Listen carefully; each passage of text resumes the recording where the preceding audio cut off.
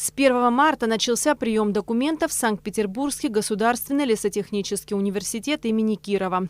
В этом году студентами бюджетных отделений вуза могут стать абитуриенты из Абхазии, а также представители абхазо-абазинской диаспоры в Турции. Санкт-Петербургский государственный университет предоставил нам порядка 20 бюджетных мест.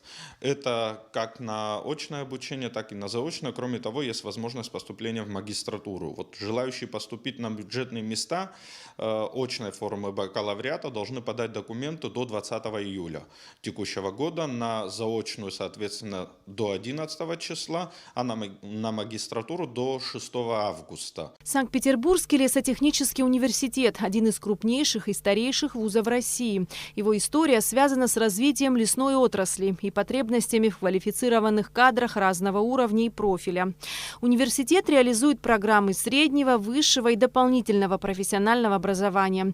За время своего существования вуз подготовил и выпустил более 75 тысяч специалистов в области лесной промышленности. Перечислю некоторые направления, поступления на которых предоставляет университет. Это как ландшафтное устройство, вопросы, связанные с лесом, лесообработкой, технические направления специальности, деревообрабатывающая промышленность, но также есть такие специальности, как государственное управление, менеджмент и ряд других очень полезных, востребованных направлений. Кроме того, хотелось бы отметить, что сейчас рассматривается возможность приезда в Абхазию членов экзаменационной комиссии, которая будет проводить испытательные собеседования на базе Абхазского государственного университета. И все желающие смогут, мы рассчитываем, здесь на месте пройти эти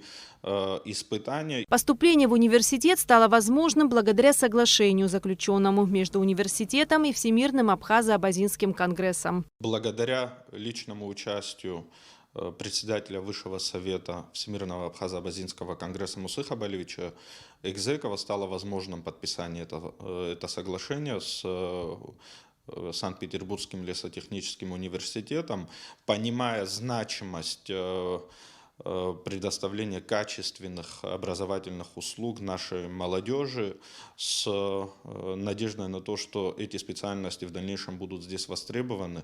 Работа велась, и вот сейчас имеем возможность уже на практике реализовать достигнутые договоренности. Более подробная информация о поступлении в Санкт-Петербургский лесотехнический университет указана на официальном сайте ВАК. Эсма Голанзе, Тимур Гугохи, Абхазское телевидение.